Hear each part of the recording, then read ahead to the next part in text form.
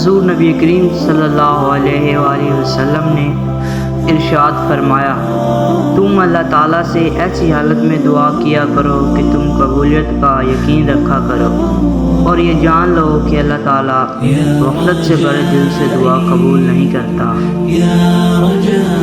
جو حق پہ ہونے کے باوجود جھگڑا نہیں کرتا، میں اس کے لیے اعلیٰ جنت میں گھر کا ضامن ہوں۔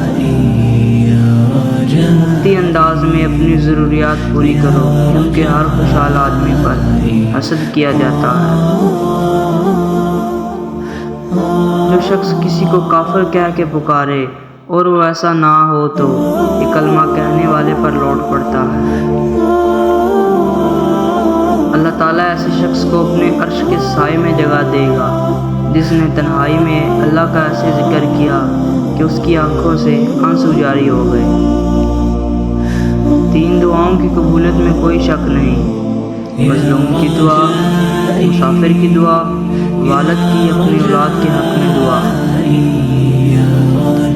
جب اللہ تعالیٰ کسی بندے سے محبت فرماتے ہیں تو اسے نرم مزاج بنا دیتے ہیں۔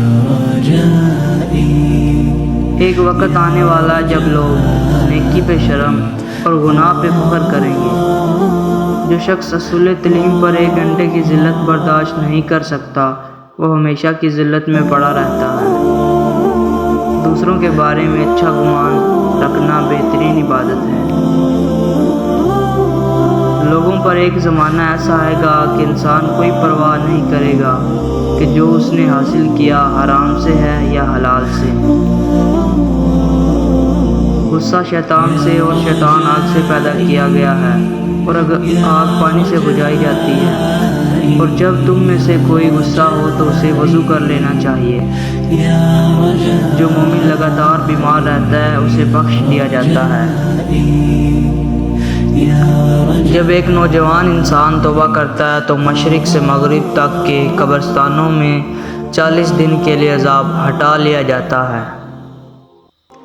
اللہ اس کے چہرے کو روشن کرے جو احادیث سن کر آگے پہنچائے۔